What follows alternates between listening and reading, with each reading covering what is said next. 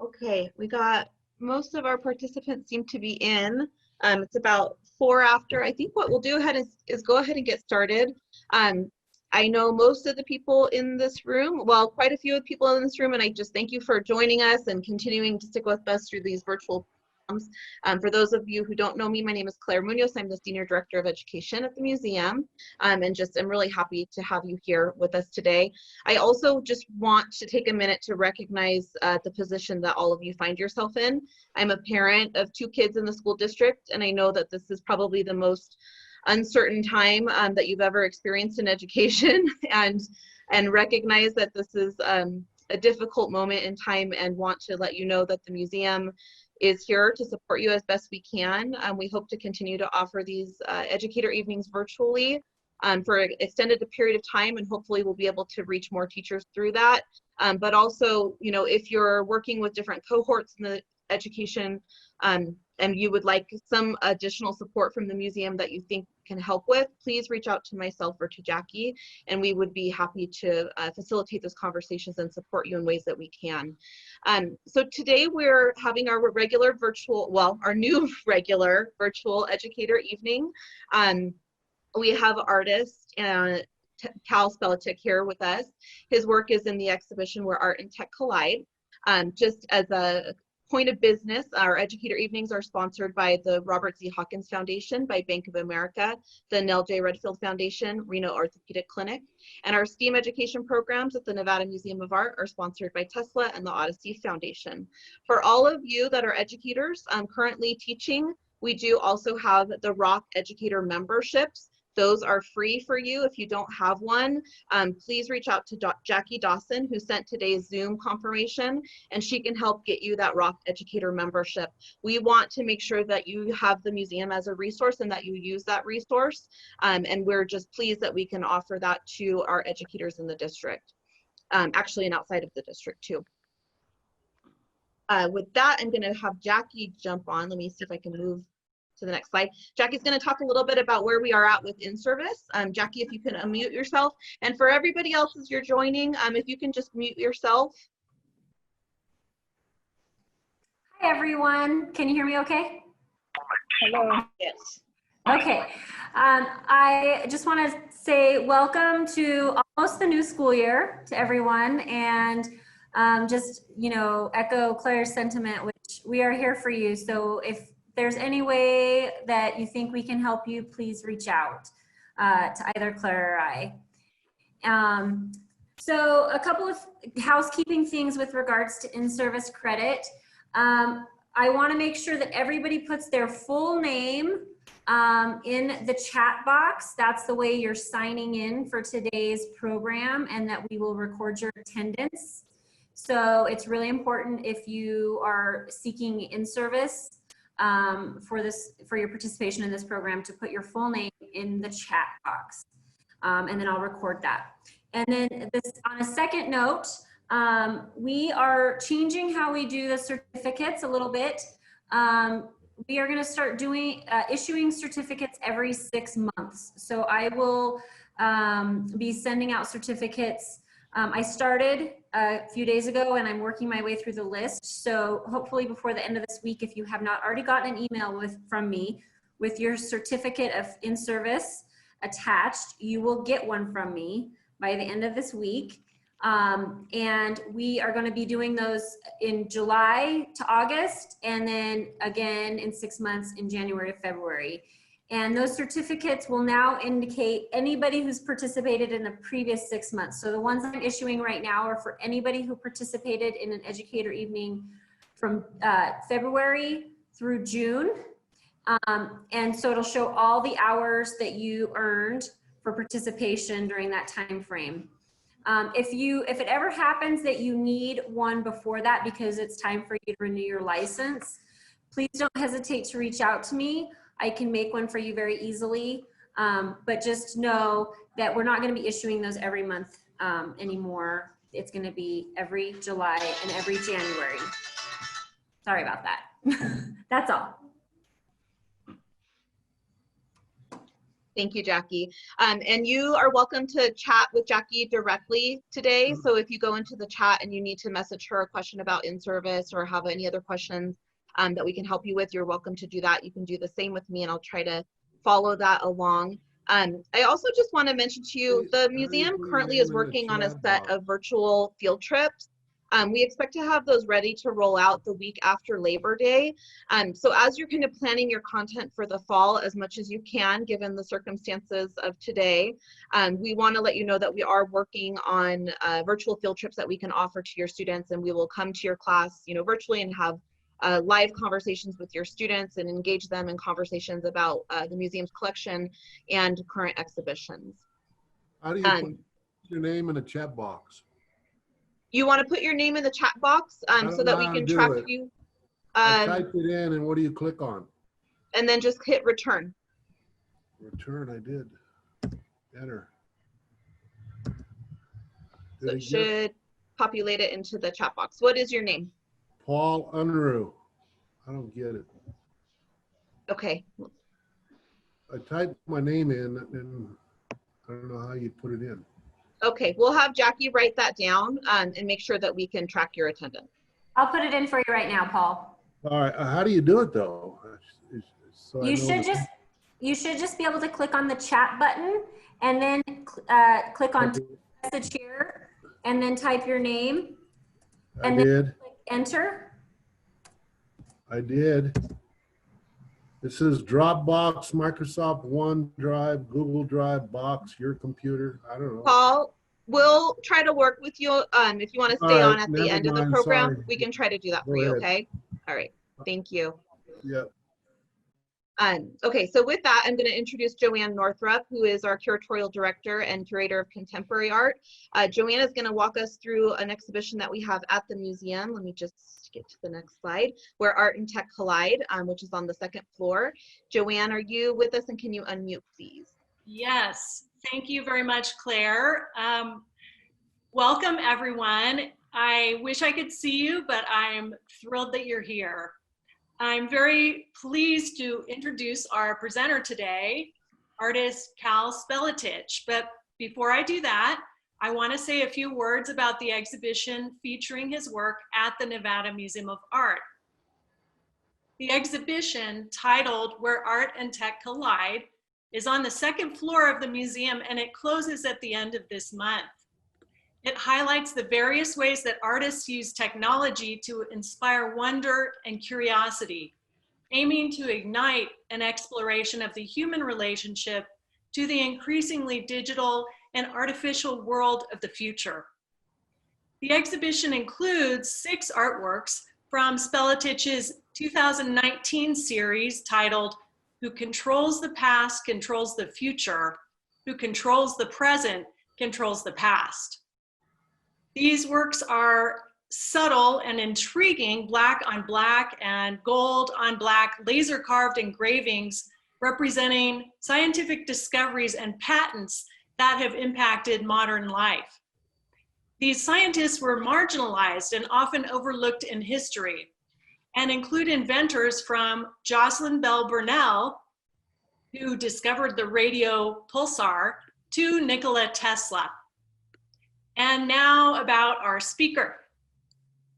Kal Spelletich is a pioneer of San Francisco's machine art scene, and his art has always lived on the bleeding edge. His influence is widespread and extends to northern Nevada. For example, he was the first artist to bring robots and flamethrowers to Burning Man. In 1988, he founded Seaman, his interactive machine art performance collective, which gained international recognition. Over the years, Spelletich has collaborated with survival research labs and a wide spectrum of others, from punk rock bands to scientists, politicians to NASA.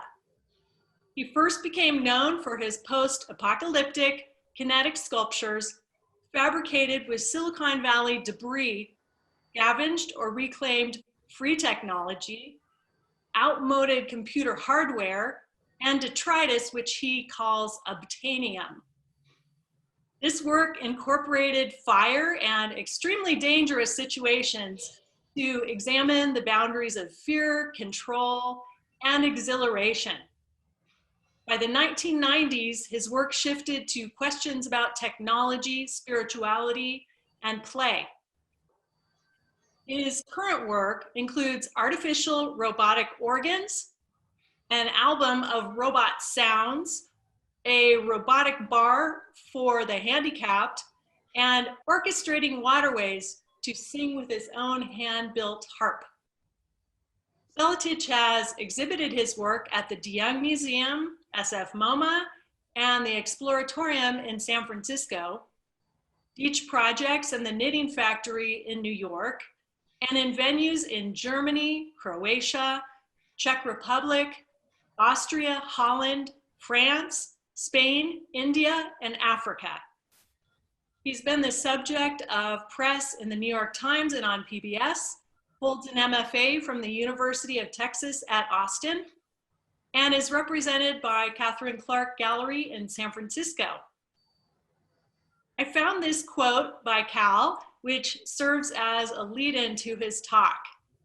Quote, "When people think about technology, it's about something to make money or make their lives easier. I come from a family of people who are using it for poetry and magic, as opposed to some kind of drone that vacuums your house," end quote. Please join me in welcoming Kal Spelletich. Thank you, JoAnne. So I'm up, huh? And thanks to Reno Museum, Nevada Museum of Art in Reno for hosting me and putting me in this exhibit. It's excellent show with some of the best artists in the Bay Area and really across the US. So it's a very good company to be in. What we're looking at is a image of one of the laser carved pieces I have in the museum exhibit right now. And it's about scientists who've been marginalized and with a focus primarily on minorities, what are considered minorities, though women are the majority of people in America, and people of color. And it turns out science is as political as any field and as complicated to navigate as sometimes you could say the art world can be, or any field. And I remember back in the Reagan era when book burning started, and I was in my early 20s and absolutely mortified, but not really having much of an idea on what to do or say about that. And I think one thing I do know is what a society becomes known for or known as is their breakthroughs in science and technology and their art. So I can give an example of San Francisco where I live, and our city is turned into absolute gridlock on the roads because of Uber and Lyft. And they think 20 to 25% of the cars are Uber and Lyft. No one thinks about ancient Rome and the guy who cornered the market in chariots. You know, that's a middleman, and they didn't produce anything. In fact, they're extracting wealth and labor really in an unfortunate way. So I look at technology in a specific way that's about poetry and magic. Image you're seeing now is the two people in the background have EEGs hooked up to their heads, and each robot in front of them is controlled by their thoughts. And one reason I'm doing that is a project I worked on with a wonderful hacker friend, Mitch Altman. And I wanted to do this project to tap into your inner thoughts and really your heart and your soul, and what is that role in technology, and can technology tap into something deeper than being a slave, for instance, or just doing your chores? And what can we learn from conducting experiments like that? And so my approach as an artist is each project is really an experiment, and there's no wrongdoing in an experiment. It's where there's just more information I can gain from that. Next image is an exhibit I had at the Catherine Clark Gallery here in San Francisco. And these are people that changed my life, robotic automatons, and they harvest data from the audience and then provide prayers to you. And they perform certain actions and gestures that are traditionally considered praying. And again, I'm thinking about spirituality and technology and this different approach to what technology could possibly do for us. I'm an atheist. I don't pray. I do reflect. I meditate, but I don't think of myself as praying per se. But I was curious if technology could do that for us. So through a myriad of, I think, 15, 20 different sensors that I put on different robots, I was curious if the robots could respond uniquely to each person each time. So that was that exhibit. Here's another one of the robots praying, sort of doing a prostration action. Next image. This is an earlier piece I did, an exhibit I had in Amsterdam. And this is actually, I built this right after 9/11, when there's all this talk of flight simulators and this access to technology and who should get access to it. And that these folks that hijack planes study how to fly a plane through these flight simulators. So I thought I would build one and then let the audience operate them and sort of witness really a sort of a fun but terrifying experience.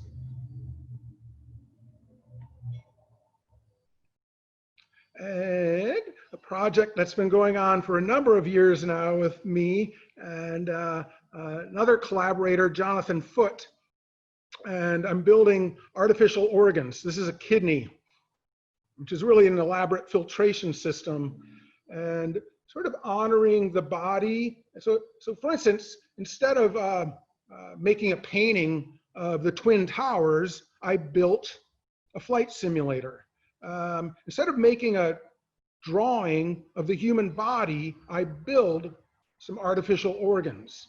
And 3D printed a scaffolding of a kidney that would be the size of my body and tried to scale it to really the size of my body. This came about being a broke artist, never having insurance, and being the end-of-life caregiver in my family.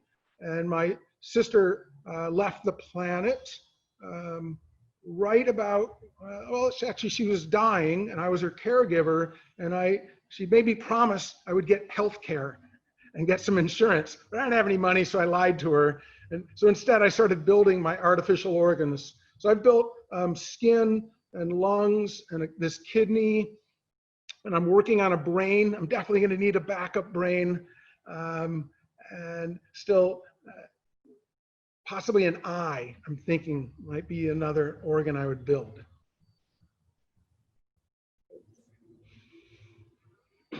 Cal, thanks for that. You're going to tell us a little bit more about your background, and just kind of want to recognize our audience today as all educators from very diverse learning backgrounds.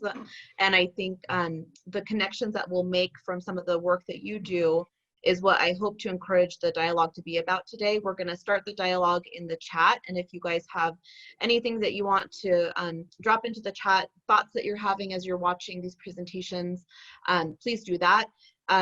Just in a moment, Cal, after some more presentation. He's going to do some demonstrations for us. So we'll kind of move that along, but hope to get to a point where everybody's able to engage in a more fluid conversation. So go ahead, Cal. Yeah, so I primarily I've taught at universities, really on and off since graduate school, which goes back to the 80s. And I build everything by hand. I don't buy my robots, I build them. And part of that process, or all of that process, I show my students. And I think a big thing that's missing in education is America has forgotten how to build things. And that's all been farmed out to China. And that's coming back to bite us. And I think it's important for everyone to have a broad skill set. Not everyone is a coder, and not everyone is able to or wants to sit in front of a computer the rest of their life. And I've definitely found that with my students, is that they're getting corralled into one field, when really the most important thing for me as a teacher is for the students to find their life work, and then to do it, and do it like you're crazy, is what I tell them. And do it with passion and care and love, and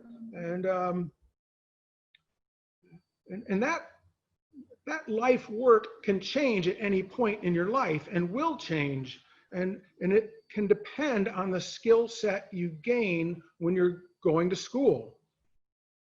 So for instance, I teach a hand survival in the arts, and I essentially teach my students how to build a house. And it can be a smart house with robots and sensors, but I also show them carpentry and welding. And they can also build a cabin in the woods. What we do is we build mobile, portable homes for the homeless here in San Francisco, and then give them away at the end of the semester. As far as teaching art classes, when you're starting out, I always think of everyone as, you're beginning, and you're a citizen artist. And I'm a big champion of citizen artists and citizen scientists. I don't believe that you have to have a degree to practice in any field. And in fact, the world of degrees is going to change now, and has been changing for a number of years because of the cost of, for instance, a college degree and continuing education. And so it's important for me to empower students to think of any practice they go into as having the wherewithal and the power to enter into that field, and not feel like they have to be a specialist before they start practicing it. Okay, I think I need to move you along on this slide here, Cal. Yes. You want to go through this? Yeah, so how do we educate people from a distance? And one thing I've had a lot of luck with, so in the middle of last semester, I had 2 classes that went straight to Zoom when we were working with our hands every day. And what I did is I brought my laptop and camera into my workshop, and I just started showing the students exactly how I built things, and for them to record everything. And then I gave them lists of materials. And it's one thing to witness it in person, and then of course it's a very different thing to witness it virtually. But we don't have a choice right now, and it worked with my students. We would go step by step, for instance, on how to build a mechanical arm or a gripper, and they got it, and they were able to do it by the end of the semester. Thank you.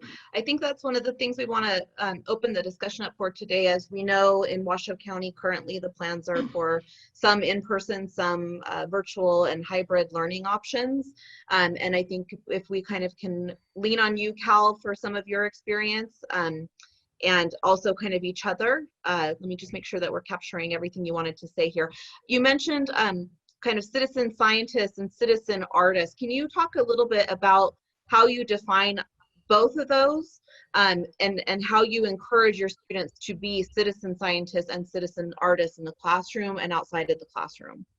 Well, I've taught at state universities for years, and it's really middle to lower class students I had, and a lot of them weren't going to get a degree. There's no way, they couldn't do it. They're working full time, they're coming into class when they can, and I told them, you don't have to have an art degree to be an artist. And a lot of fields will put up blocks to stop you from entering into the field without the degree. But that has to change, and people have to be empowered to navigate and do a workaround. And definitely in the arts, it's acceptable to be an artist without a degree. And I hope and I want those barriers to start breaking down. So I've been championing that for a number of years. Not that I don't want people to get continuing education degrees, it's just not always feasible for everyone. Right. Well, and I think we see as kids especially get older, they start to doubt themselves. They start to feel like they need to be part of a particular type of student. And maybe they think that they're not a scientist or not an artist. And I think what I've learned from you, Kal, is kind of this process of experimentation. And as educators, thinking about ways we can encourage experimentation for your students and for them to believe that they truly can be a scientist or an artist or another type of profession. And how can we kind of support them through those levels of experimentation? Well, so for instance, I wanted to be a scientist when I was a child, but I have a learning disorder, and in the 1960s, nothing was diagnosed. They told you to buckle down and work harder. And I never gave up studying and reading and practicing science on my own. And I can show you some microorganisms I've been growing for the past year here in my workshop as an example. But and as far as the arts, I never even heard, my family didn't talk about art. They didn't even joke about it. It wasn't in our dialogue.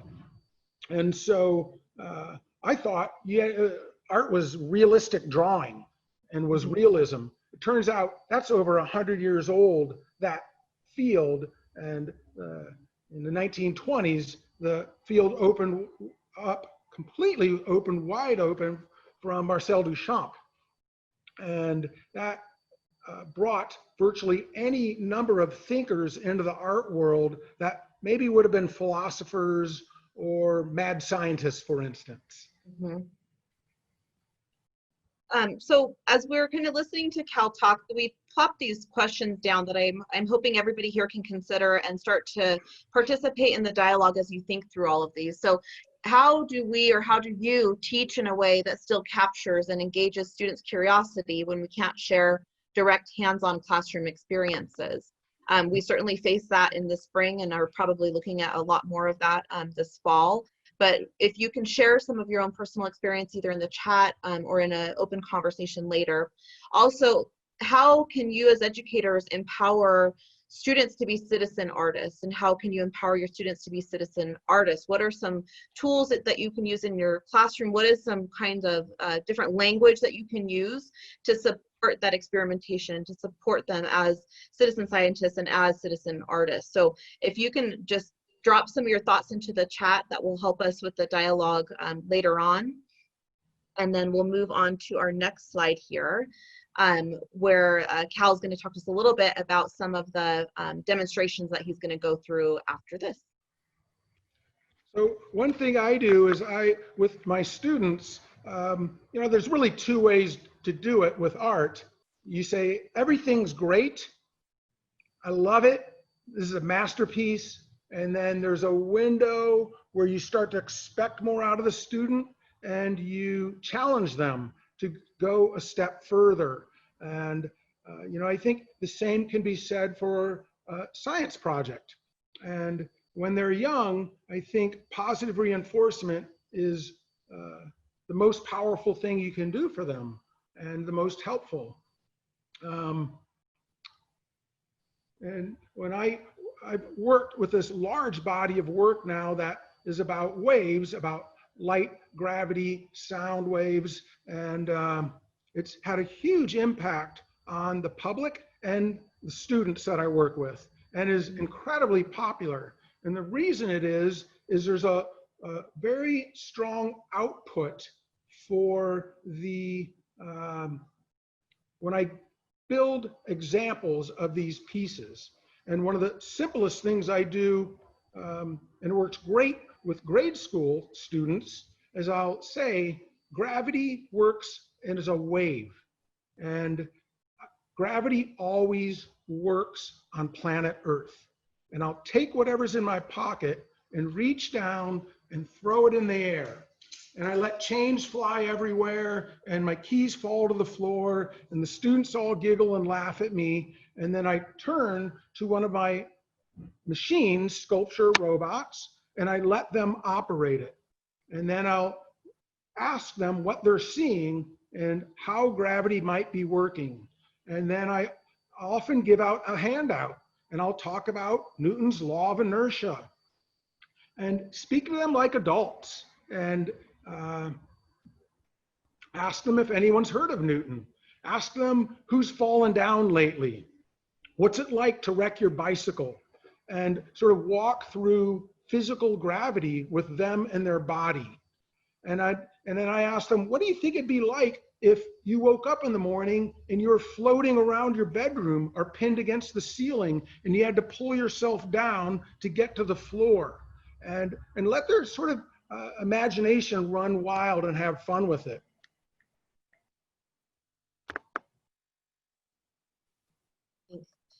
Just want to kind of recognize some of the conversations that's coming through in the chat here as we were posing different questions. Let's see, Tara Celeste says that we should encourage the use of maker spaces, such as what may be available through the county library system, or through other spaces, like even the generator has places where people can come work. Leslie is talking about just being open and not judgmental in the classroom space, that kids are sensitive and recognizing the sensitivities of those children. And then Jeffrey Roger Rath mentioned, how, this is a good question for you, Cal, how will society accept our students as citizen scientists and artists without degrees? What can we as educators do to stimulate society and to accept our citizen scientists and artists sans degree in those fields? And Jeffrey, if you wanted to unmute and engage in a dialogue, you're welcome to do that. Yeah, thank you.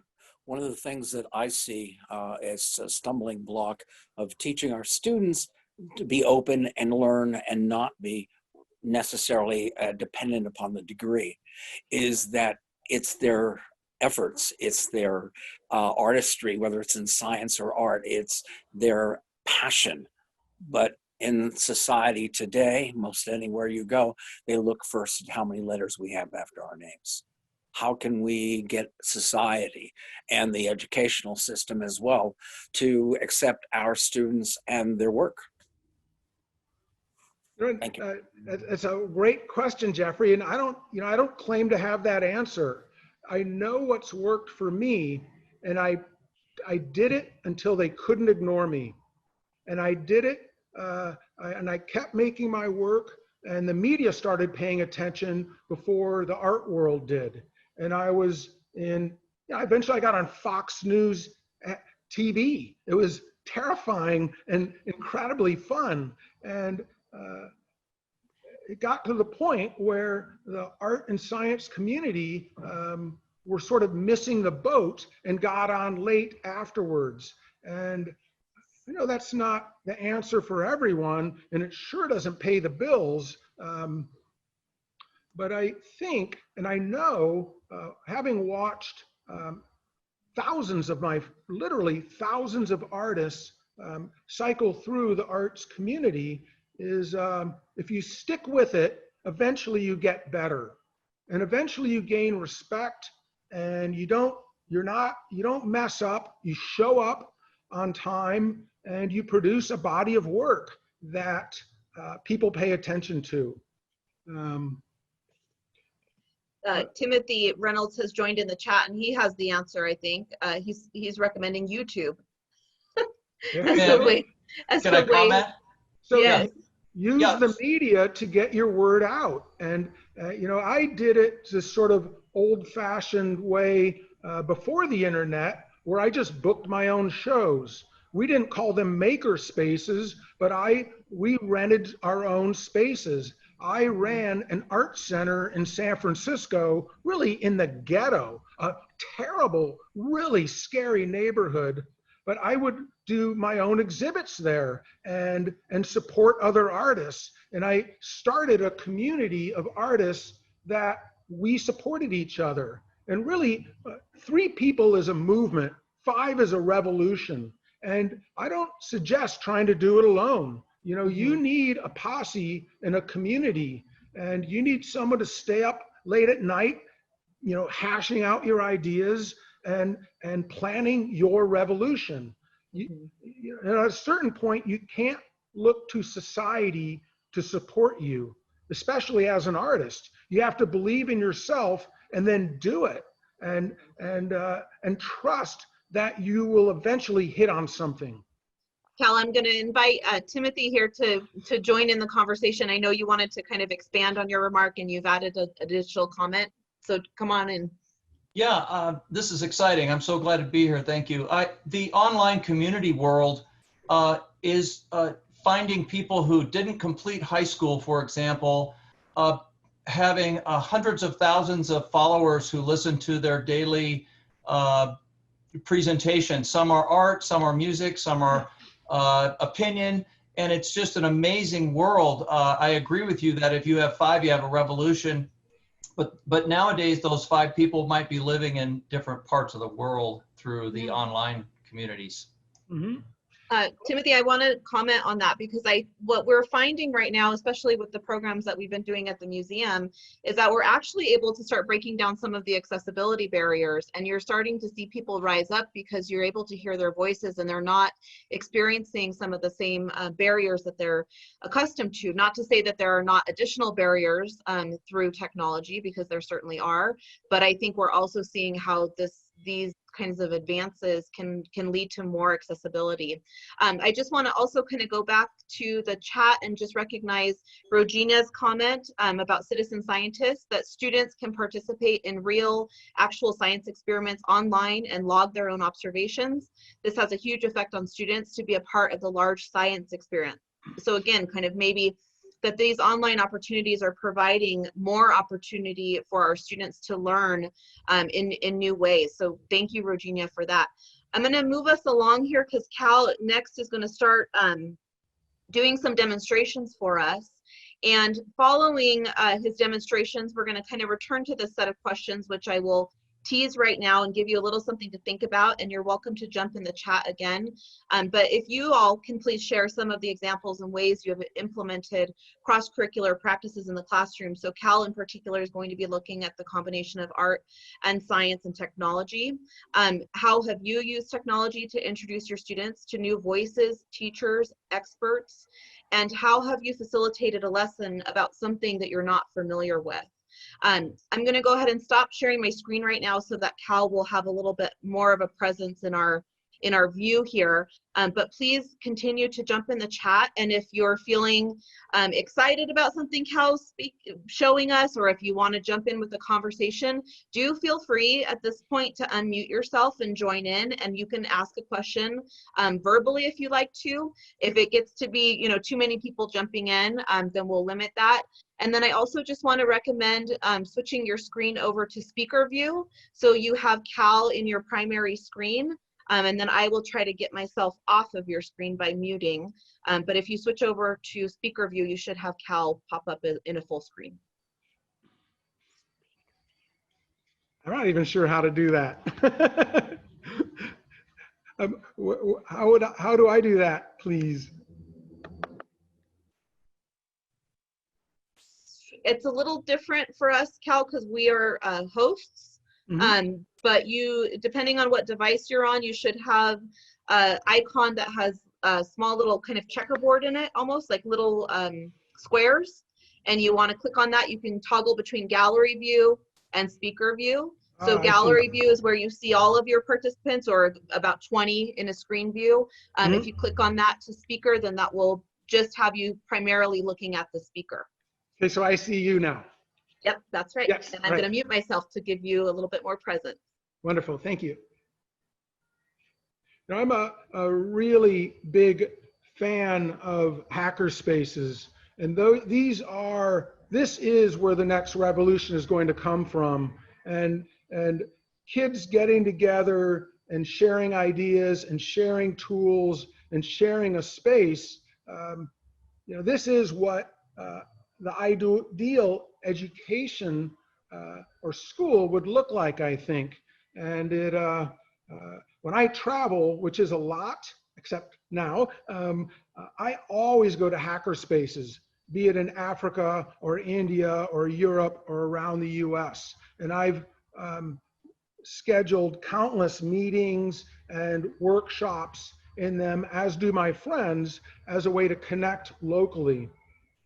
So I'm a big fan of those and hope that schools really turn into hacker spaces. And my sense is that the hackers and this new generation of youth sort of did a workaround and navigated around the school system to really create their own classrooms.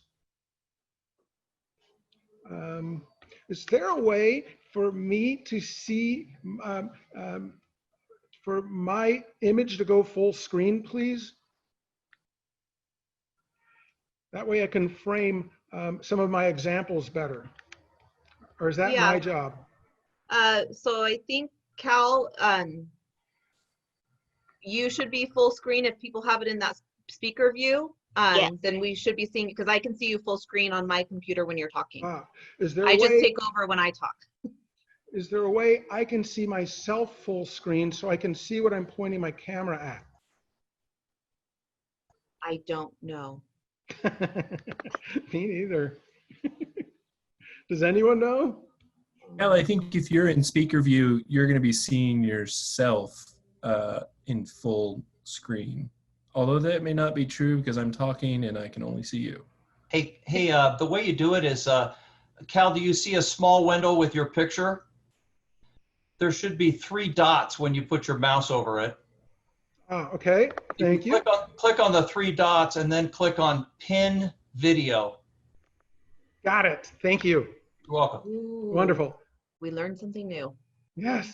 So I'm going to mention 2 companies where I buy electronics from, and they're cheap, they're online, and they'll mail it to you. And one is Jameco, Jameco. They're based here in the Bay Area, and they have a huge catalog with a really elaborate, wonderful explanations of hardware. And the other one is mpja.com. marlonpjones.com, mpja.com. They're both very well known. They're known in the builder, hacker, robot scene. They test all their equipment.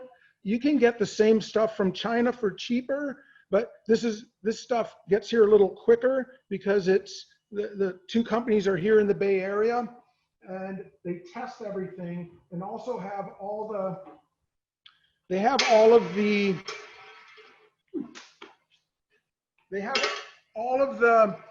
specs for the hardware. So this is a piece I built with a solenoid right there. And it's, the solenoid's on a timer. And it's smacking this bearing up and down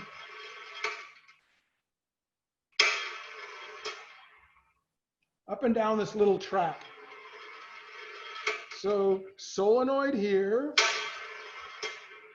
a little hard here, sorry. It's a little hard for me to frame it.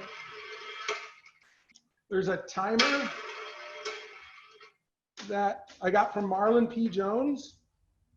And really those 2 items and a piece of aluminum that has a little sort of gutter in it. And suddenly I'm conducting an experiment that Galileo and Newton were doing, 600 years ago, only using contemporary technology. And so part of my approach with that was to reference these historic moments in science and history, and often I'll hand out Xeroxes. I'm sort of old school. I like hard copy and paper that the students can take with them. And it's proven that, you know, reading something on a laptop is great, but hard copy, your brain processes it in a different way. Okay, so that was one demo of really a gravity machine, and it was a very big deal for scientists to figure that out. And really, they weren't even scientists. These were alchemists that were sort of blurring the line between art and science. Cal, Christian is asking here if you think there's a difference between a hacker space and a maker space. Nah, no difference. You know, I think it's the difference is the spirit and the energy that's in the space. And, you know, that's really the only difference between the two. I know some people are afraid of the term hacker, but personally, I think they should be giving out hacker degrees at universities. They probably started doing that in the Bay Area. I proposed it at my university, they wouldn't do it.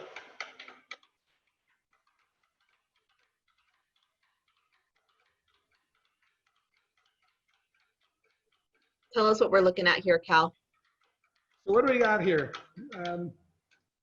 So these, the last two pieces are observations on randomness, chaos, gravity, and repetition. And in fact, if you watch these machines, these sculptures long enough, it isn't really random or chaotic. It's more like a clock, and they tend to repeat themselves almost like in a loop after a while.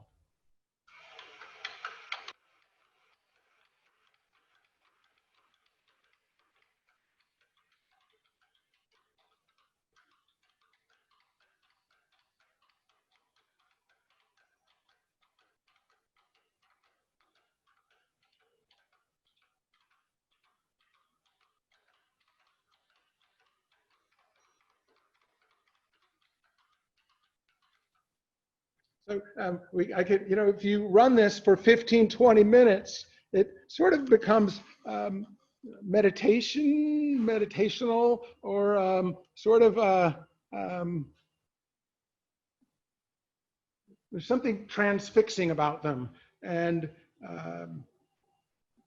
some of the ideas I'm thinking about is patience and time, and even is there a different way to make a clock? Like, why does a clock have to be linear and have a beginning, middle, and end? Just as, why does a day have to have a beginning, middle, and end? And all of these past two pieces are sort of maybe hard to hear, but they're quite loud. And I think about audio a lot with my works and using sound as a medium. I'm rolling this cart over now. I'm going to call on somebody from the chat, and hopefully she'll participate. Tara, Celeste, you've had a couple things that you've dropped into the chat, and if you don't mind unmuting yourself, I'd love to engage you in a little conversation. Sure. Hi. Can you hear me? Hi, Tara. Yeah, so just kind of going back in the chat, I saw that you were recommending kind of encouraging learning through different approaches or concepts about the subject, like music theory, to go along with learning an instrument or taking orchestra. Another comment was to set parameters and let students come up with ideas for what they'd like to create or accomplish with creative class project. Parameters such as distance learning, effective collaboration through video or conferencing. And Cal, you talked a little bit about parameters too, but Tara, do you mind just talking a little bit more about what you were thinking about?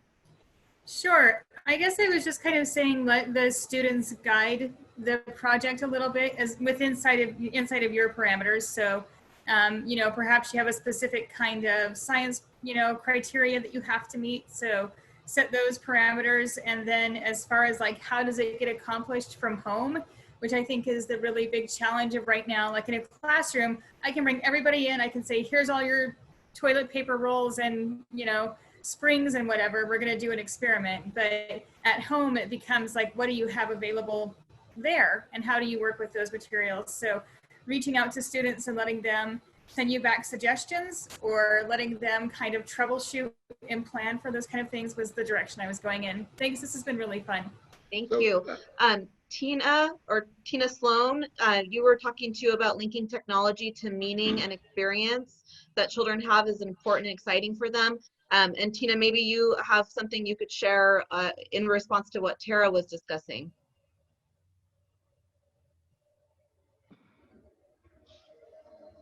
Sorry, it took me a moment to find the unmute. Yeah, it just, as I was looking at the demonstration that Cal had there with the marble in the middle there, or the metal ball in the middle, it kind of reminded me of the Hungry Hippos. And I find that when you can relate to children for example, many have played that game before, that's something that kind of sparks engagement in them, and then kind of going, you know, that even makes it more fun and playful for them in that process of experimenting with things, of course, within, as Tara was saying, you know, setting up those parameters to meet the curricular needs as well. So just kind of thinking about it in that way. About 5 years ago or so, was a school librarian, and we had a club in the library after school called the Da Vinci Club. And it reminded me of what Cal was talking about as citizen scientists and citizen artists. And I would have the kids come in and ask them, you know, what is it that you want to do? And try to support them in that way, but meet those curricular points of like, okay, well, you have to devise a plan. You have to tell me what things that you need and how much time, so they get, you know, an idea of how to create things and in the process of, you know, reaching a goal, you know, an endpoint, a beginning, end, and kind of supporting them along the way within that space. So I really think that's a fun way to engage children in the classroom, but also, as Tara mentioned before about the makerspace in the library, I currently work at the public library now, so that's always my approach to it as well. It's like, you know, how can we help you explore your interests and what you find meaningful in your life? Thank you so much. Again, if you, Tina, have any resources you want to share with the group that the library has available, you could drop that into the chat, and that would be really wonderful. And I think what I'm hearing from both of you is kind of letting the students direct some of the content so that you're kind of tracking the curricular connections, but you're letting them drive the content, which will then keep them engaged and interested in the entire process. And I think that's something we can see that you could do from home or that you could do in the classroom. So thank you both for participating. Cal, it looks like you have a party started. So I'm going to mute myself again, and hopefully you'll jump up here, but I see a big disco ball there. Well, you know, referencing pop culture is huge. And this is what students can tie into, and it's what I tied into, and it's what I still tie into. And so you have to bring it to their reality, and be that hip hop or gaming. I don't really know what the hippo thing is, but this is great. Like, and if you can understand some of their culture, you can make references to art and science to that. So, for instance, this is a hugely popular piece I did, and it's literally built out of junk I found. And this is a subwoofer that I turned on its side. I attached a pan of water to the top of it, and then I hooked up an amplifier to the subwoofer to create an overdrive on it. And I pressed the button.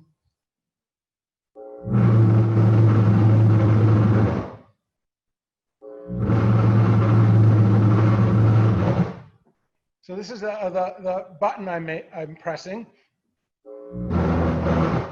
And what's happening, this is 2 science experiments in one. It's audio waves, a subwoofer, like what you hear in a car when it rolls by and it's doing that thump, thump, thump, or really what hip hop is based on, the heavy beat. And we're visualizing waves through water. So it's 2 references to waves and how energy travels in the universe. And so it's audio waves triggering water waves. And students love this. They get wet when they run it. It's really ridiculously loud. And I make it sort of loud so you get some good splashing and they get a little water on them. And then I'll break it down and show them how I ran 2 amplifiers into each other to get that kind of overdrive to get this kind of rumble. I want to invite any of our educators to unmute and talk about ways that you may have done similar experiments in your classroom to visualize sound waves or audio waves and helped your student come to some conclusions by things that they may have experienced or are very familiar with.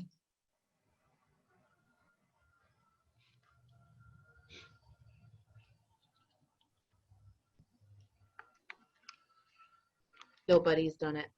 You know, one thing I've found is with audio, you can't hardly miss. Kids are enraptured to hear their own voice, and then with video to see themselves, and then when they're operating it and running it, hands-on, it resonates in this other way. And you know, I know we have that dilemma of them doing it hands-on themselves, but I have based much of my art career and life on giving the audience real life experiences. That's great. I feel like I became the star of the show, and I'm hoping that it's going back to Cal for the rest of you. I don't know. I don't want it to just be my face. Is that right? You're just seeing me now? Okay, Cal, somehow we lost you visually. Can you just double check and make sure that you're still on with us here? Your video's still enabled? Cal's on. Just Okay. pin his video, and then it'll be your big video. So go Cal, to can his you picture. make Go sure to his you're picture, click the 3 dots, and then click pin video on the Cal picture, and he'll become the main picture. okay, great. So people were hesitant to unmute, but I did get some feedback in the chat of some classroom demonstrations. Tara was thinking about lightweight sand or rice on a plate on top of a speaker as a way of kind of being that citizen scientist and using materials that are very accessible to you. Jamie said she tied music and science together last year by experimenting with glasses and water. Megan said have them talk into the voice recorder on an Apple device. Maybe you could explain that a little bit, Megan, if you don't mind. And then Sammy, Cal taught me how to make a really, really loud megaphone, and it was dope. And then they watched, let's see. So yeah, if anybody wants to unmute and kind of go into some of the ways that you've demonstrated. Hi, this is Megan. On your, I've this place stuff. Somebody else showed it to me once for somebody wanted a tattoo with the voice, like them saying something and then having their sound waves tattooed on them. So you can go on to, I think it could be on an Android device, but I only have Apple devices, but you go on to voice record, and whatever you speak into it, it also shows you your waves of what you're saying. So it's another way to show them visually that whatever they're saying and how, you know, all the different tones go up and down and up and down. And then you'll have, you go on and on, you know, they want to say something, now I want to say something, and you can see how even, you know, not with the younger ones, but with the older ones, you'll see how even, you know, the boys' voices are different than the girls' voices and how the tones are different. And so that's another way to use technology to show you. Thank you. That's great. I think that, you know, in kind of thinking about Cal's reference to pop culture and things that are familiar to your students, having them engage with technology in a new way that's demonstrating something that you need them to learn in the classroom is wonderful. And I know exactly what you're talking about with the voice recordings and how you visualize the sound waves. So that's just a really great and accessible resource for students in the classroom or working from home. Thanks for sharing that. Well, it's What do we have important. next here, Cal? It's important to acknowledge students' culture and the things that that is the art in their life. And just because I'm older doesn't mean I can't learn about their culture as well as I try and share with them my culture. So what I have here is another experiment, and this is light waves. These are light sensors up top here. And I have 2 of them, and if light hits these sensors, they can turn on and off things. They cost like $3 each, and I have my smoke machine going, some incense, and then I have a laser pointer. And this laser pointer will activate the 2 light sensors. So it's light waves triggering sound waves.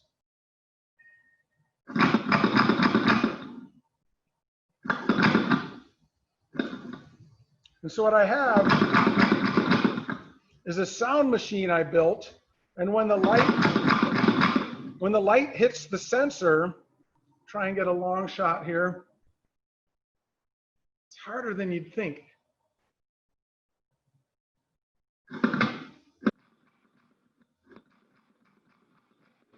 When the light hits the sensor, it activates this sound machine. I have what's called a piezo mic on it. It costs like 40 cents, 50 cents. And then I run that through an amplifier. These are just old computer speakers back there I'm using.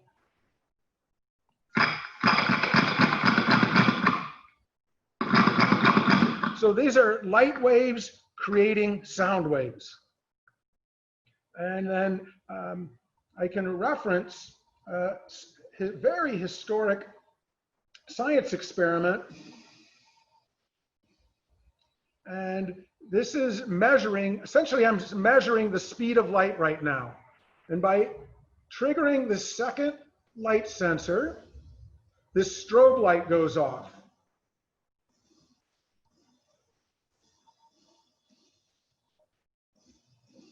So usually what I do is then I ask the students, what's happening here? What are you seeing?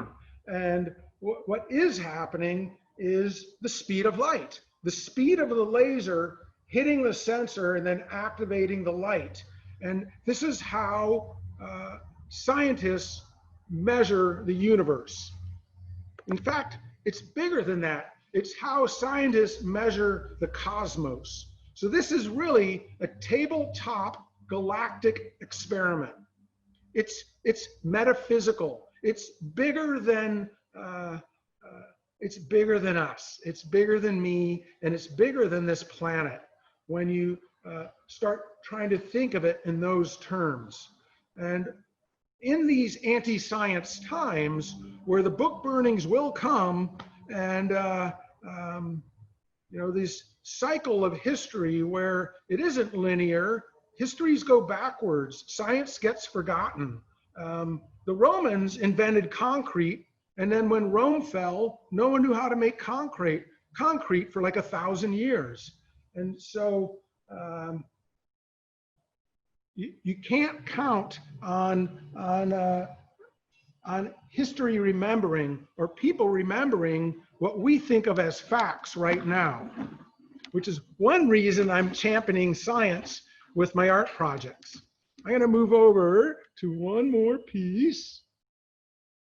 And this is a sort of meditative sculpture I built, also including one of these balls. These are kind of meditation balls that you roll in your hand. They have a little jingle sound. And I put it in this track. And then again, I have it mic'd up because things that are loud are fun. And and again, it's light waves and sound waves and gravity waves at work here. And so I'm using the flashlight on my phone. A light sensor is in this tube. And when you hold your flashlight up to it, you can activate this sculpture.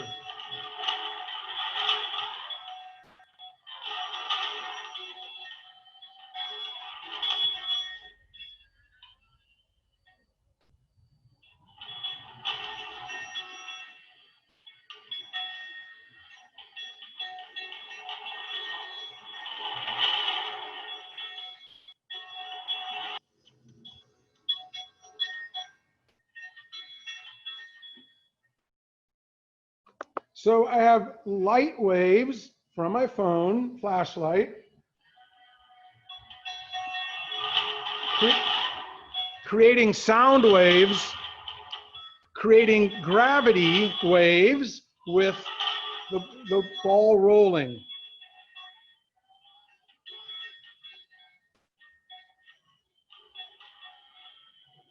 I find this piece to be that moment of Zen. I think that we all welcome and need at the end of a day. And we're just about a little over an hour into the program. And I know some people are going to have to dip out, and that's totally fine.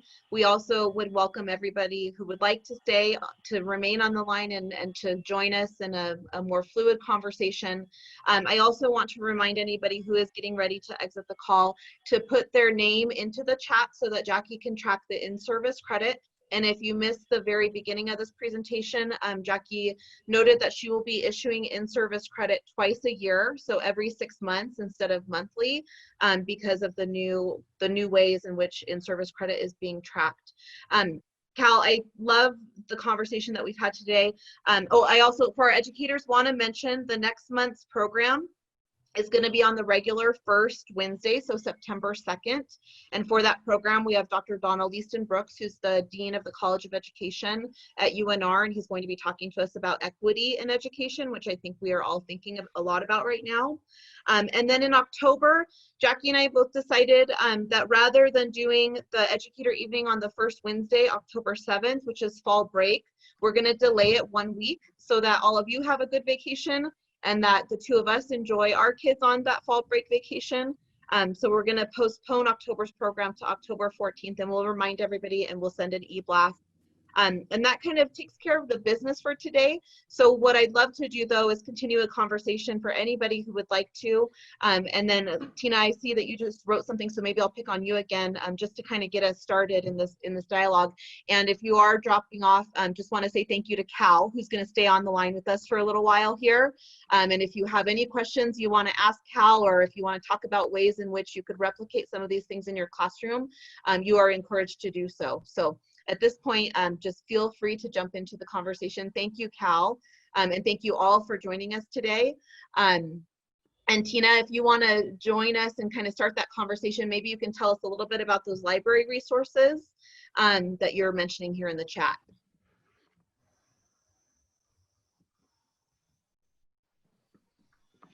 All right, so we are definitely doing our best to provide resources to educators, students, and families alike during this interesting times. Can you hear me? Yes. I'm sorry, I have bad internet, so you keep freezing a little bit. Yes, so we do have virtual programs. Obviously, we do have story time. We've also have some STEM videos.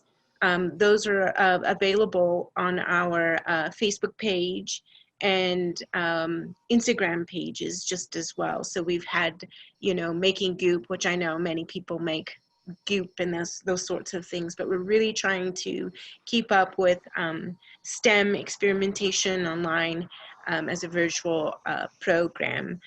We are currently in the midst of creating our Explorer edition for the fall, so just kind of keep your eyes posted for that and check out our website for that information. And the Explorer has all the different events that we'll be doing, programmings, and also the resources that we have available. Unfortunately, the buildings are closed and we have no idea when we will be open, but we're always open to any sort of suggestion. As Tara had said before, we do have the maker space up there. We have a vinyl cutter. We have a sublimation printer. We have a button maker. And, I think these are kind of good core basic sort of things, but nothing like what Cal has, I'm not sure if we're ready for any sort of wielding or anything like that, but we're open to suggestions and always available to help out in any way, be it online for our resources, ebooks, audiobooks. If educators do have an educator library card, and so, you can place items on hold. You can go to our branches to pick them up. with the educator card. It's friction free. There isn't a due date back for folks. There are no fees, late fees, and things like that. So definitely, we hope to be helpful to all. Great, thank you, Tina. I am just watching the chat go a little wild because you mentioned the STEM kits, but we all know that the A is important and those should be STEAM kits. So this is true. I have argued that point myself. So, and I think maybe we're going to start seeing more STEAM. I may have made the mistake and said STEAM as well. So I apologize. I still have at-home brain. There could be a good future partnership with the museum to help bring that A to those boxes and make those resources available. The museum currently has a series of field trips that we offer normally in the building. They are all STEAM-based field trips, and each one of those is being re-envisioned as a virtual field trip. I mentioned that at the beginning of the call today. Those will be ready after Labor Day, and you can actually start to request those now through the museum's website. They're about an hour-long program depending on the age of your students, and kind of try to help replicate the experience you would have in the museum, which is very much an inquiry-based, conversation-based experience for your students, thinking about the work on view at the museum and the collections that we have. Let's see, and Rogina, I see that you're joining in the chat here. If you want to unmute yourself, you were talking about citizen scientists and the experiments available with the National Geographic Society, NASA Earthwatch, and more. Regina, do you want to jump in here?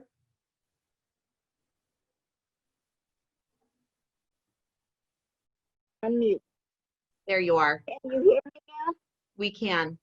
Okay, yes, I was saying that National Geographic has experiments that you can go online and find. NASA also has experiments, Earthwatch, and there's just so many out there. There are thousands and thousands of projects that you can do with your students. Your students can do with their parents and siblings together. So just research, and they're from kindergarten all the way up. Great, thank you. Cal, I know what I'm looking at, but nobody else does. So do you want to tell us a little bit about this citizen scientist experiment you have going on that you've been working on for a year? Yeah, so I have a rooftop garden in my apartment building in San Francisco. And about 10 years ago, there was a sort of freak summer storm and it rained a lot. And then the rooftop holds water. And after about 2 or 3 days, I saw these tiny organisms swimming around in the rooftop water. So that was 10 years ago. And that hasn't happened since then. But I built my own version of a homemade microscope, which is what we're seeing right here. And it's from an old camera lens, a small video camera, and then a bowl, a very small bowl of water. And so I went back up to my rooftop and gathered up some of the really just dirt and gravel that's on my roof. And I sort of did a little Petri dish experiment and warmed up the water. First, I boiled the water and let it sit for a couple of days to get rid of any like chlorine that might be in it. I put a bubbler on it to give it air, and then I kept the water warm. And sure enough, the organisms came back. And I don't know, I can't quite figure out what they are. I believe they're a kind of mite. But I wanted to really breed my own creatures for my homemade microscope. And I'm really quite astounded by these things. In fact, I did this last summer, and then I let the jar with the mud and muck in it sit all winter in my very cold studio. And then about, I don't know, a month ago, I started to warm up the water, put some fresh water in it, and sure enough, there's hundreds of these now in this very small bowl of water. I am watching Mrs. Wright's reaction right now, and she is like elate. Can you unmute yourself? Because I am just watching your enthusiasm, and I am loving this moment here. Oh my gosh, what an incredible idea. I'm first grade teacher, and we are going to create our own microorganisms. This is so exciting. Oh, that's so cool. It was a little hard to hear you on your microphone, but what we heard is that she's a first grade teacher and is going to try to have her students recreate this experiment by growing their own microorganisms. You know, one way to talk about this is these are the fundamental building blocks of life. And they're in, you know, the simplest nondescript areas that you could think of. And they're in a mud puddle. And, you know, this is the building blocks of life. And it's right there before us. It's almost mystical, really. It's kind of profound that if you think about it, that life is everywhere. And, you know, if you want to get all woo-woo on it, you know, we are all connected. And there is something kind of deeper and more profound about the overlooked parts of our universe. Yeah. Cal, can we see your homemade microscope again and that the dish that you're working with? I thought that was really fascinating. Turn on the light here. I had the light off in my office. And so this is the camera, and I got it online for like, I don't know, 20 bucks. And then this is a really old video projector I got for free. And then this is an old telephoto lens off of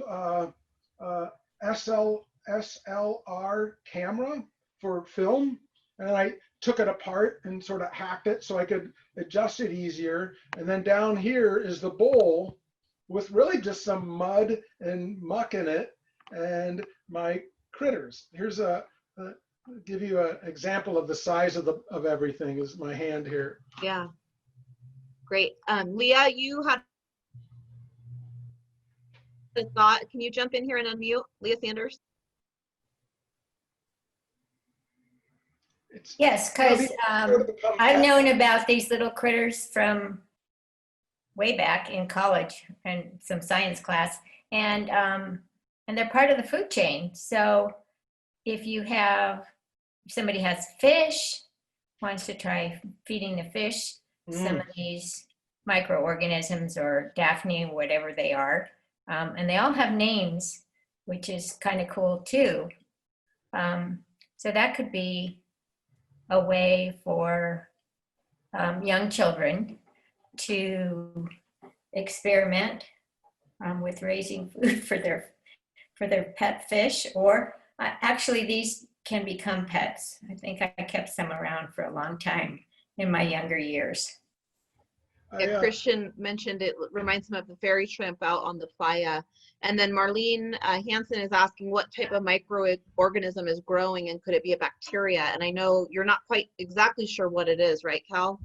I'm not, you know, and I think that's, you know, there's something that could really maybe be something for students is how do you figure out what this stuff is? I did quite a bit of research and everything seemed to point towards it being a kind of mite, though I think they're a bit small for that. You know, I do feel like they are pets, and I kind of baby them and check on them all the time and try and nurture them along. You know, I give them sort of some like fresh dirt every now and then so they can, they burrow down in it. That's great. Well, thank you for that, Cal. Is there anybody else who wants to jump in? You know, if we want to shift the conversation, we can certainly do that. I know as educators, first of all, Cal, we know you're an educator because you're extremely resourceful and you let nothing go to waste, as most of our educators do, and you'd have to try to figure out how to teach with what limited resources you have. What I love about watching your work, Cal, is kind of this experimentation, play, and fascination, and I think that's what we all hope to achieve in the classroom setting or teaching students. And again, if anybody would like to join in the conversation and think about where you are today, how you could apply some of the things that we discussed today in your classroom, or if you just want to talk about, you know, the circumstances of where we sit with the Washoe County School District, that's okay too. I think we've all had a lot of those conversations, and it's certainly topical this week. But we love this moment of play for sure, Cal, and all of your pets, sharing your pets with us, and kind of inspiring, especially Mrs. Wright, who is coming in with such enthusiasm and shaking her hands in the air, and I love it. So I'm so happy and pleased to see that. Is there anybody else who would like to join in at this point?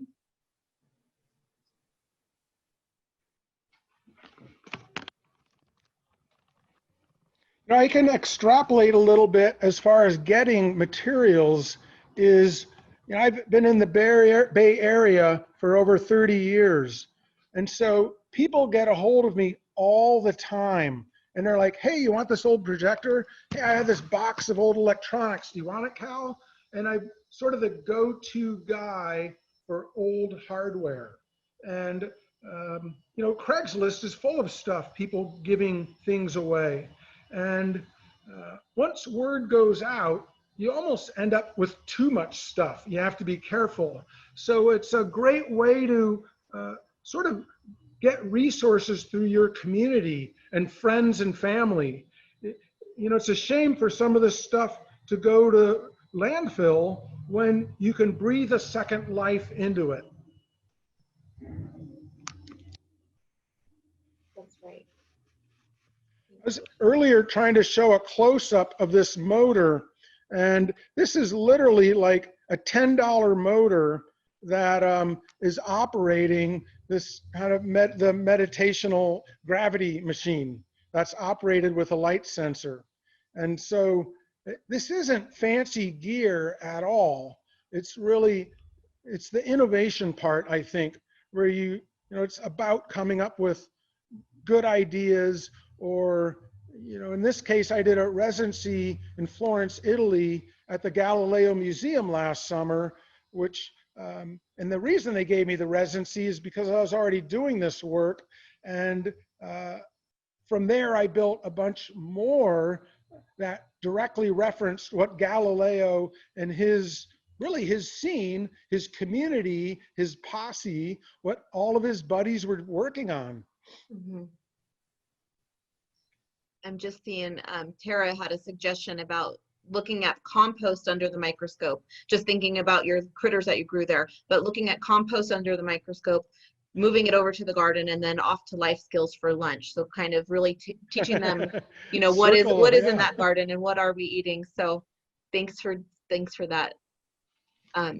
Well, thank you. We're just at about an hour and a half for our program. And I just want to again thank everybody who stuck with us to the end here, and Cal, especially to thank you for inspiring all of us with your creations and your experiments, and having us kind of really consider what it is to be a citizen scientist and a citizen artist, and for you to kind of lobby for science through the arts is just wonderful to see in the classroom, and I hope that inspires some of our teachers that are working in similar arenas here.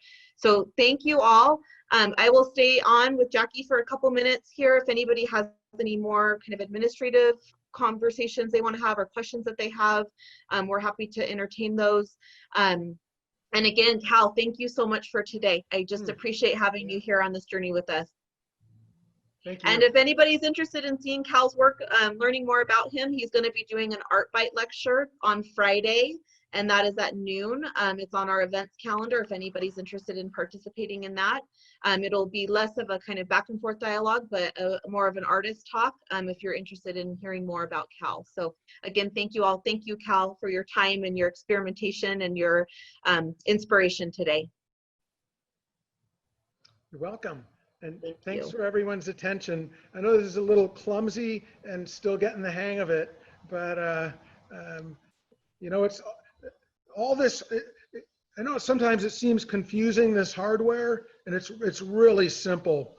And I run everything on low voltage, 12 volts or below, and so that's just wall transformers. The kids can't get hurt from that level of electricity, and you'd be surprised what your friends and family are throwing out. Great.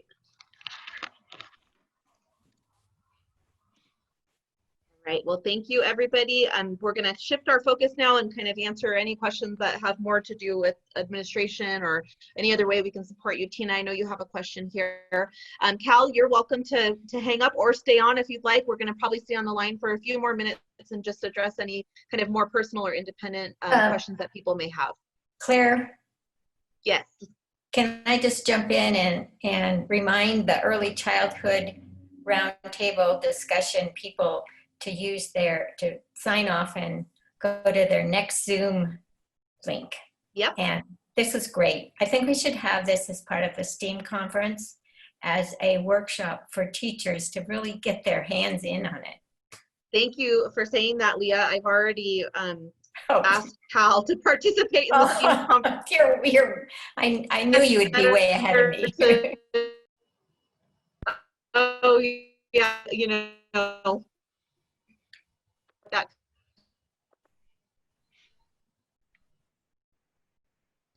we just don't know what things are going to look like, but I also, if we can't do that, we certainly have the virtual platform and can work through some more classroom applications for the STEAM conference. But yes, we've lobbied for Cal to participate, and that's for February 2021, and right now the date we're looking at is February 6th. So we're still kind of working the details out for the STEAM conference, but we're targeting February 6th, 2021. Well, it'd be good. It would be a good thing if he gave a parts list, you know, yes. and people could experience what he teaches like remotely. Yes, yes. Thank you. Thanks for that, Leah. Okay. Tina. Bye. Bye, Leah. Just real quick, my question kind of goes with what I posted in the chat about support for families. And as a parent myself and having to do distance learning with my children, like going to the library, I was running it to them as a resource to support what was happening here at home and try to make it as fun and engaging. And even sometimes too, like there are things that I don't understand. So for example, like I would take my children to the Hands-On Saturday, which is obviously a large group thing that you would be doing at the museum. Would that be something you all are considering for families in the community to be able to attend virtual programs, much like this one, to talk about art and technology or to do a project online, if it's not already being done? Yeah, so there's some resources, Tina. We're currently, as I mentioned, building out that virtual tour program. We do have a summer field trip that can be booked for smaller groups of varying backgrounds, like a Girl Scout group or Boys and Girls Club or a camp that's being run, and that's a virtual format. We also do a family fun tour that our docents lead, and that is on, I believe, is it the third Saturday, Jackie? Third Saturday of the month at 10 o'clock.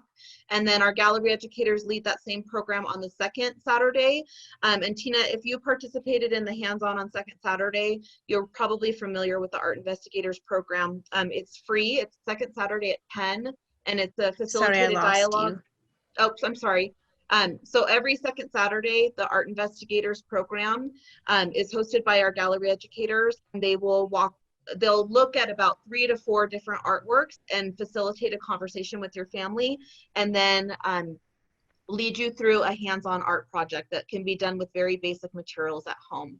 We also just completed the 4th week of a virtual summer camp, where we looked at the artists that are on view in the World Stage exhibition, and every day was a different artist as well as a different art process. And so we just wrapped the 4th week of those, and now we're looking at how we can support families that are doing distance learning but looking for additional content with relationship to the art. With the virtual camps, we also included with the registration to the camp admission to the museum. The museum is open, but we are not doing any classes or in-person programming or in-person field trips for the foreseeable future. But we are doing these virtual offerings, and so we are, going to be rolling out more of those. And it's good to hear from parents to have an understanding of what it is that you're looking for and how we can support you as families with additional extension learning for you. Wonderful. Thank you so much. Thank And as you. always, it's really great program. Thank you so much. Thank you for participating, and thanks for unmuting yourself and joining in the dialogue and conversation today. All right. Take care. Bye, everyone. Thanks, Tina. Hi, Sky. How are you doing? Hi. I had to stick around to say hi. How are things coming together for you? Oh, let's just skip over that. It's a Hi, cyclone. Sky. I'm in the center of a cyclone. So, Cal, thank you. That was a nice reprieve from some chaos over here, and very inspirational. So, thank you. You're welcome. Claire, you did a great moderating job. Oh, good. Thank you so much, Sky, for participating. How are you doing?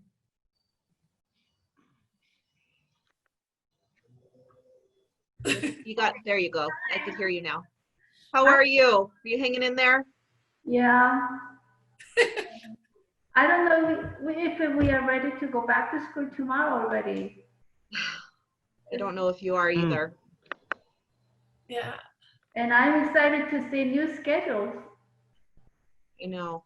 Well, we're gonna miss you all. We normally host the professional development for the visual arts teachers, and we're just gonna miss you this year. And as you're in your departmental discussions, thinking about ways in which we can help you with professional development, we are here and love you all, and we miss you, and we miss that particular day. So if there is something that we can do, please let us know, because we definitely want to support you all. Thank you. Yeah. I miss you too. Yeah. I miss you guys. I know. Hopefully we'll see you soon. Julie, I see you're still on the line here. Did you have any questions for us? Me? You have to unmute there.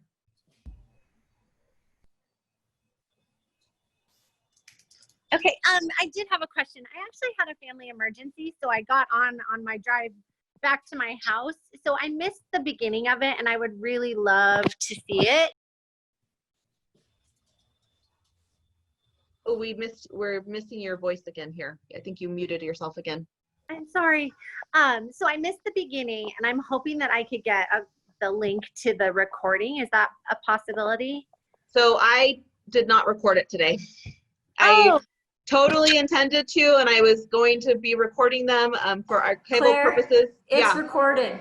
Is it? I did it. Yes, I set it up to record. Good. Good. Okay. I kept seeing the recording and I thought it was Cal recording. So I'm thrilled. We will have that. We have to figure out how to make that accessible. Jackie, could you just make a note of Julie's request and we can try to get that to you? I also had somebody in the chat that requested it, Jackie. So yeah, we can try I'll look back. I saw that come through. Okay, perfect. And then and then hopefully we can make these recordings available as a future resource. Yeah, that would be great, because people miss it, or just spread the word. It would be great if we could record it and then somehow also still issue that in-service credit, if you did have to miss it. I wonder if you offer questions or some sort of informative note taker that we turned into you guys, if that is a possibility for getting credit. I don't know.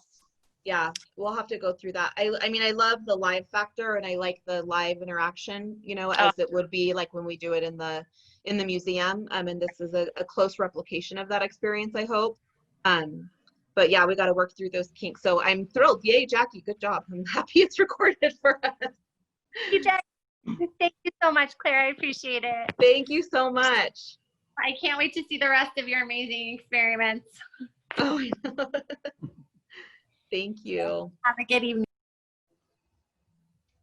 Okay, and do we have anybody else on the line that has any questions?